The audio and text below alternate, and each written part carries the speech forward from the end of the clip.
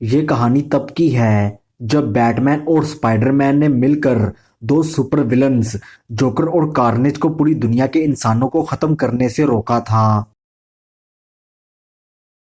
कहानी के शुरू में हम देखते हैं कि स्पाइडरमैन डॉक्टर एशली की लैब में मौजूद एक कार्नेज नामी कैदी की जेल के सामने खड़ा होता है। कार्नेज एक बहुत खतरनाक इंसान था जिसके जिस्म के ऊपर स्पेस से आए एक एलियन वायरस ने कब्जा कर रखा था। अचानक किसी तरह कार्नेज अपनी जेल से आजाद होकर डॉक्टर एशली और स्पाइडरमैन के ऊपर हमला कर देता है।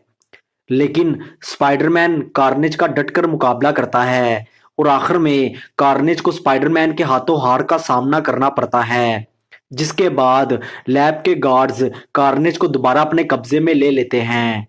इसी दौरान वहां प्रोफेसर कैसेंड्रा आ जाती है। प्रोफेसर कैसेंड्रा को वहां पर अमेरिका की गवर्नमेंट ने कार्नेज को कंट्रोल करने के लिए भेजा था।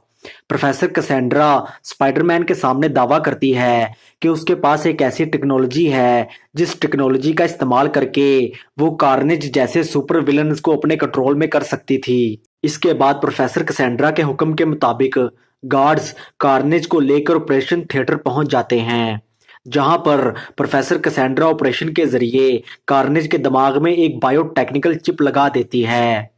ऑपरेशन खत्म होने के बाद वो कार्नेज जो कभी इंसानी खून का प्यासा था, अब प्रोफेसर कैसेंड्रा के इशारों पर नाचने वाली कठपुतली बन चुका था। कार्नेज पर अपनी बायोटेक्निकल चिप का कामयाब तजर्बा करने के बाद प्रोफेसर कैसेंड्रा का अगला मरीज गोथम शहर की जेल में कैद जोकर था। इंसानी माशरे के दो सबसे पागल इंसानों जोकर और कार्नेज को ठीक करने के बाद प्रोफेसर कैसेंड्रा बहुत मशहूर हो जाती है। यहाँ तक कि अमेरिका का प्रेसिडेंट भी प्रोफेसर कैसेंड्रा को अपने पास मिलने के लिए बुलाता है।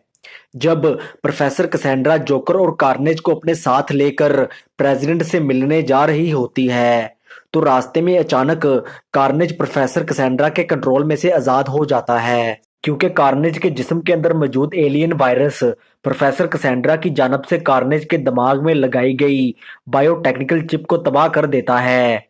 इसके बाद कार्नेज प्रोफेसर कैसेंड्रा और जोकर को अपने कब्जे में ले लेता है। ये देखकर प्रोफेसर कैसेंड्रा के साथ मौजूद गार्ड्स कार्नेज को घेर लेते हैं। इतने में बैटमैन और स्पाइडरमैन वहां पहुंचकर प्रोफेसर कैसेंड्रा को कार्नेज के कब्जे में से आजाद करवा लेते हैं। बैटमैन और स्पाइडरमैन के साथ लड़ते हुए जब कार्नेज को इस बात का एहसास होता है कि वो अकेला बैटमैन और स्पाइडरमैन का मुकाबला नहीं कर सकता, तो कार्नेज बैटमैन और स्पाइडरमैन का ध्यान भटकाकर जोकर को अपने साथ लेकर वहां से भागने में कामयाब हो जाता है। कार्नेज के जाने के बाद स्पाइडरमैन बैटमैन को साथ मिलकर काम करने की पेशकश करता है, लेकिन बैटमैन स्पाइडरमैन की इस पेशकश को ठुकरा देता है, क्योंकि हम सब जानते हैं कि बैटमैन अपने अलावा और किसी पर यकीन नहीं करता। दूसरी तरफ अपने अड्डे पर कार्नेज जोकर के साथ बात करने की कोशिश कर रहा होता है, लेकिन जब कार्नेज को इस बात का एहसास होता है कि जोकर अभी तक प्रोफेसर कैसेंड्रा की बायोटेक्निकल चिप के कंट्रोल में था, तो कार्नेज जोकर के दिमाग में घुसकर जोकर को भी प्रोफेसर कैसेंड्रा की चिप के कंट्रोल में से आजाद कर देता है, जिससे जोकर वापस अपने होश में आ जाता है। होश में आने के बाद जोकर की मुलाकात कार्नेज से होती है।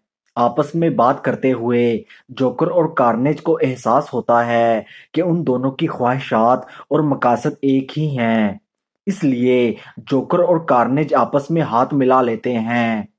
दूसरी तरफ अपनी बैटकेव में बैठा बैटमैन जब कार्नेज के बारे में इंफॉर्मेशन इकट्ठी कर रहा होता है, तो बैटमैन को अंदाजा होता है कि उसको कार्नेज को हराने के लिए स्पाइडरमैन की मदद की जरूरत पड़ेगी, क्योंकि स्पाइडरमैन पहले भी कई दफा कार्नेज को लड़ाई में धूल चटा चुका था। इसके बाद बैटमैन स्पाइडरमैन को ढूंढने के लिए निकल पड़ता है। सुपर हीरो को ढूंढना कोई मुश्किल काम नहीं होता, क्योंकि जहां कोई इंसान मुसीबत में होगा आपको सुपर हीरो वहीं मिलेगा। स्पाइडरमैन को ढूंढने के बाद बैटमैन स्पाइडरमैन को साथ लेकर, इससे पहले कि जोकर और कार्नेज किसी बड़ी तबाही की वजह बने, उनको रोकने के लिए निकल पड़ता है। दूसरी तरफ जोकर और कार्नेज अपने अड्डे में बैठे एक दूसरे के साथ अपने एक साथ कई इंसानों को मारने के आइडियाज शेयर कर रहे होते हैं कि इसी दौरान जोकर और कार्नेज के दरमियान किसी बात पर बहस हो जाती है। जल्द ही जोकर और कार्नेज के दरमियान होने वाली बहस एक जानलेवा लड़ाई में बदल जाती है। कार्नेज जोकर पर हमला करने की कोशिश करता है, लेकिन शातिर जोकर अपनी जान बचाकर कार्नेज से दूर जाने में कामयाब हो जाता है। अड्डे से बाहर निकलकर जोकर कार्नेज को उसके अड्डे समेत बम से उड़ा देता है।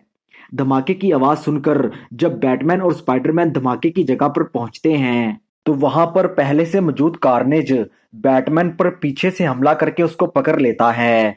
जब स्पाइडरमैन बैटमैन की मदद करने की कोशिश करता है, तो कार्नेज स्पाइडरमैन को धमकी देता है कि स्पाइडी, अगर तुमने मेरे सामने कोई होशियारी दिखाने की कोशिश की, तो मैं तुम्हारे दोस्त बैटमैन का सर धड़ से अलग कर दूंगा। स्पाइडरमैन कार्नेज की बात मानने को ही अक्लमंदी समझता है।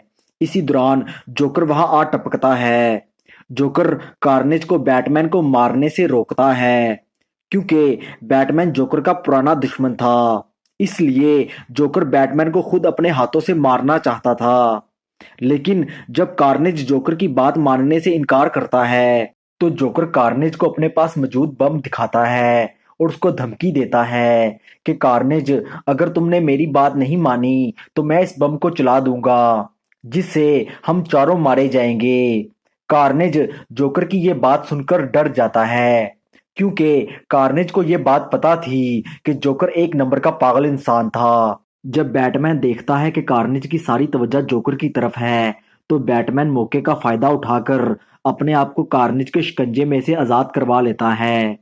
इससे पहले कि कार्नेज अपने आप को संभाल पाता, बैटमैन कार्नेज पर लातों और मुक्कों की बरसात कर देता है। इस अफरा तफरी का फायदा उठाकर स्पाइडरमैन जोकर के पास मौजूद बम उससे छीन लेता है। जब जोकर ये देखता है कि उसका प्लान नाकाम हो गया है, तो जोकर दुम दबाकर वहां से भागने की कोशिश करता है, लेकिन स्पाइडरमैन ऐसा होने नहीं देता। स्पाइडरमैन जोकर का पीछा करके उसको पकड़ लेता है और फिर स्पाइडरमैन जोकर की जमकर धुलाई करता है। दूसरी तरफ बैटमैन भी मार मार कर कार्नेज की हालत पतली कर देता है, और इस तरह बैटमैन और स्पाइडरमैन एक दूसरे की मदद से एक बार फिर दुनिया को एक बड़ी मुसीबत से बचाने में कामयाब हो जाते हैं।